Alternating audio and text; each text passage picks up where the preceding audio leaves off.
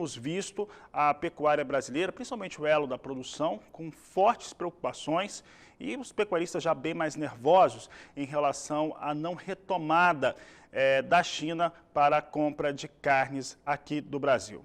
As últimas informações dão conta de carga de produto brasileiro que chegou nos portos da China para passarem por uma fiscalização e teve a ordem de retorno. Também o Ministério da Agricultura, que suspende por 60 dias agora a produção de boi China.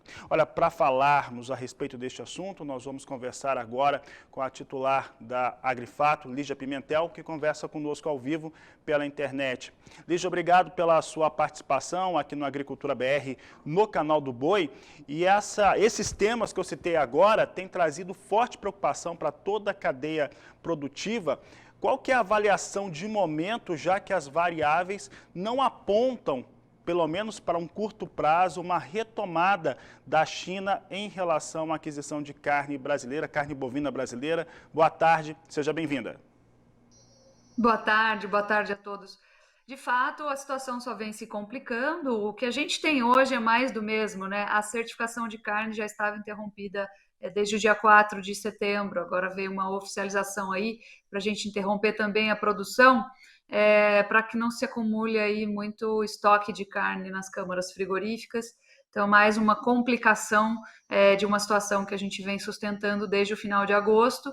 Infelizmente, a gente vê que as coisas não estão se encaminhando para uma solução muito ágil, nem muito prática. Lígia, nós estamos vendo esse processo, né, que tem trazido resultados, né, o resultante disso aqui no mercado brasileiro, a indústria frigorífica ficando, de certo modo, até fora das aquisições de boi gordo. Esse é um dado que nós temos acompanhado. Propostas para o valor de arroba bem mais baixo do que aquilo que o pecuarista estava acostumado a ver. Se nós compararmos os valores de 45, 46 dias, nós vamos chegar numa média aí de R$ 38, R$ 39 por arroba abaixo, comparado aos valores lá do começo do mês de setembro. Como que o mercado tem absorvido esses impactos aqui que são mais diretos na cadeia produtiva?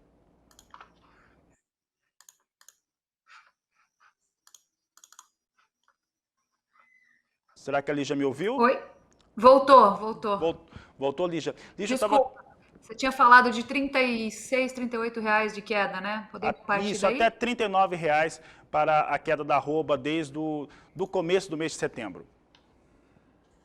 Olha, veja bem, nós estamos falando aí que a China leva aproximadamente 15% de toda a produção brasileira de carne bovina.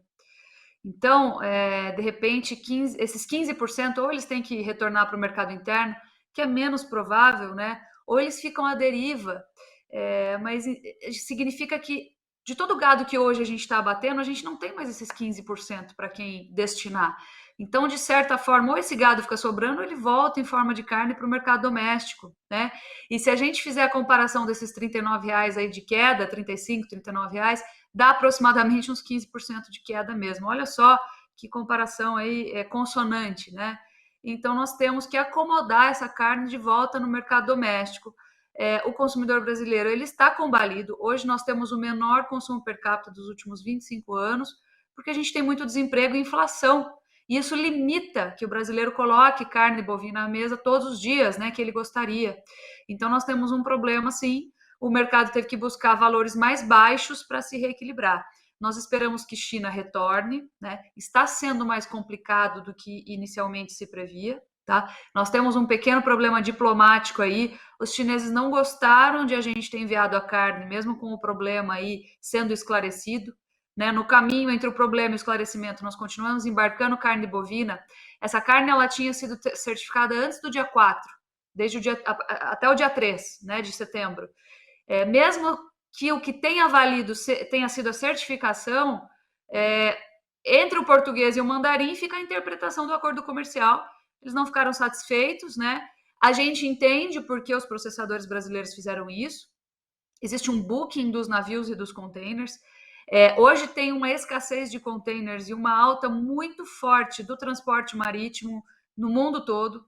né? Então, o container está aqui, eu tenho um custo já pré-determinado, eu vou embarcar, porque eu não vou. Essa carne está certificada, ela foi contratada, eu já recebi a entrada do importador chinês para o valor dessa carne.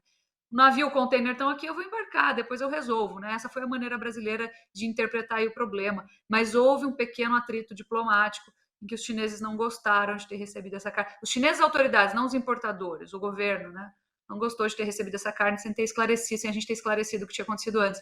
Então, nós vamos precisar de diplomacia e muito jogo de cintura agora para tentar reverter esse quadro e voltar a exportar para lá, porque a gente tem um componente mais importante hoje das exportações na formação do preço doméstico do boi, já que antigamente a gente exportava 20% da produção. Hoje a gente exporta 30%. Desses 30% da nossa produção, aproximadamente 15% da nossa desses 30% da nossa produção que a gente manda para fora, isso dá aproximadamente 15% da produção que vai para a China, porque a China leva metade das nossas exportações aproximadamente. É bastante, né? Tem gente que acha que é pouco, mas não é.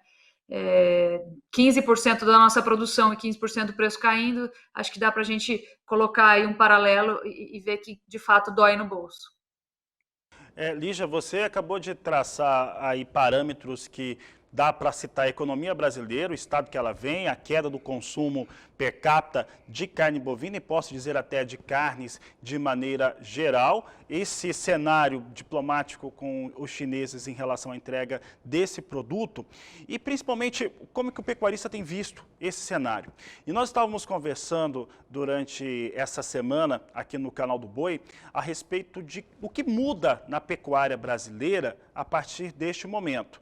Porque nós temos aí 45, 46 dias agora dessa suspensão. O Ministério coloca ali mais 60 dias em relação à boi China. E aí nós estávamos pensando como é que fica esse planejamento da pecuária nacional.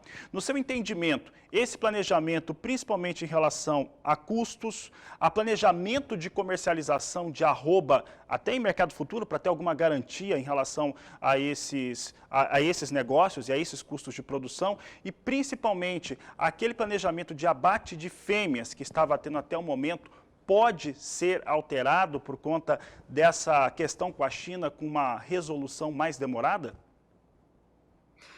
Não, a gente acredita que o planejamento ele já deveria ter sido feito. Depois que o leite já foi derramado, é difícil, né? Quando saiu a notícia, né, quando foi oficializada aí o caso de encefalopatia espongiforme bovina não transmissível, que é assim que a gente gosta de chamar aqui, nós dissemos, olha, quem não comercializou ainda deveria comercializar agora, né? Porque a situação pode piorar. E na incerteza, dentro da incerteza, e considerando que hoje o que a gente tem é grande participação de boi de confinamento, né, com uma diária que varia aí entre 20 e 25 reais, dependendo da região produtora e das condições aí de engorda, a gente está trocando uma certeza por uma incerteza. Então, a comercialização deveria acontecer imediatamente quando a gente tem uma notícia negativa como essa. Daqui para frente, a gente está navegando sem instrumentos, digamos assim. A gente não sabe exatamente quando a China vai voltar, apesar de o governo ter pedido 60 dias, a gente não sabe se vai demorar 1, 3, 30 ou 60 dias, né, para essa situação ser normalizada. A gente sabe que o Ministério já está atuando para tentar retomar aí, reverter esse quadro, mas a gente não tem garantia nenhuma. Então, a gente deveria passar a régua em outubro para quem precisa comercializar, não insistir mais com a aposta na boa sorte, né? E sim trabalhar com ferramentas de gestão de risco, com um cenário adverso e pensar na programação para os próximos lotes, né? Vamos pensar assim. E em termos, quando a gente fala de abate de fêmeas, a gente entende que agora a gente vai começar a reverter o ciclo, já são mais de 30 meses de retenção de fêmeas.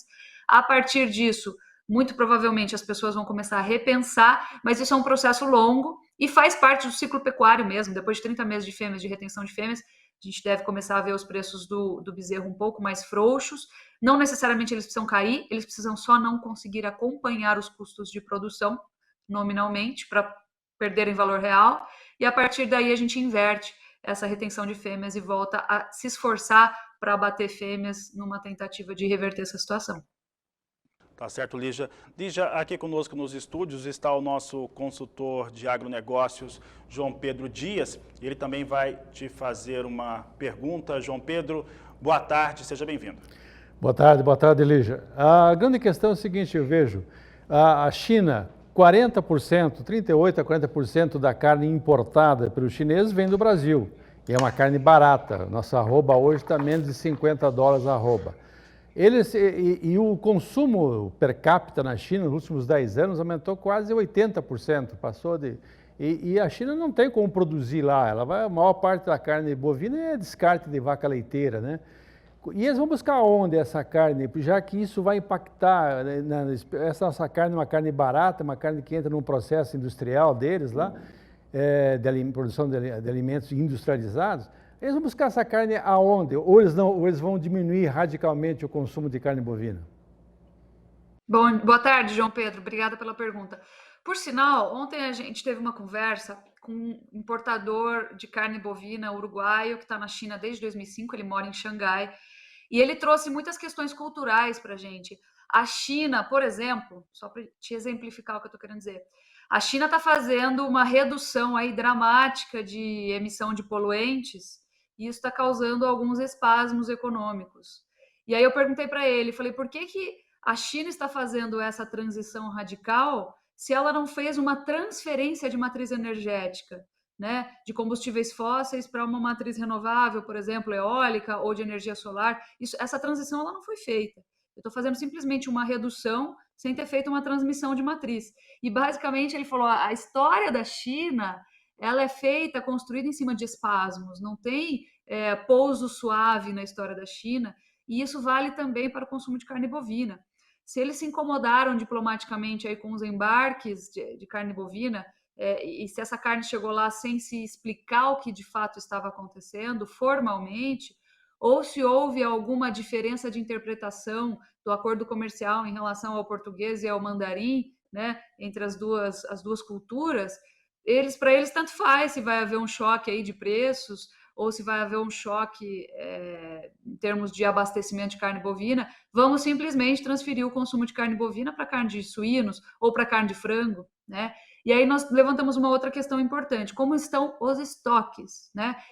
E eu sei que já está faltando carne bovina nos distribuidores, então os estoques são de fato baixos, o que valida assim imensamente a sua pergunta, né?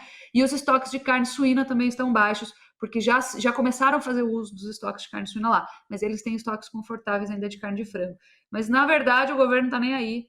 É isso que eu vi de uma pessoa que trabalha lá há 16 anos, né, que mora lá há 16 anos, e que o importante para eles é resolver a questão diplomática, e os preços eles vêm depois, porque eles não deixam qualquer coisa entrar lá de qualquer forma, e se incomodaram. Mas eu gostaria de repetir, reforçar aqui que a gente entende porque os exportadores, os fornecedores fizeram isso. A gente tem o booking dos navios, né? É difícil trazer esses navios para o Brasil, tem uma dificuldade de se conseguir containers hoje no mundo, um aumento semanal dos transportes marítimos, o container estava aqui, a carne estava certificada, eu vou mandar e depois a gente vê até lá, espero que já tenha resolvido a situação.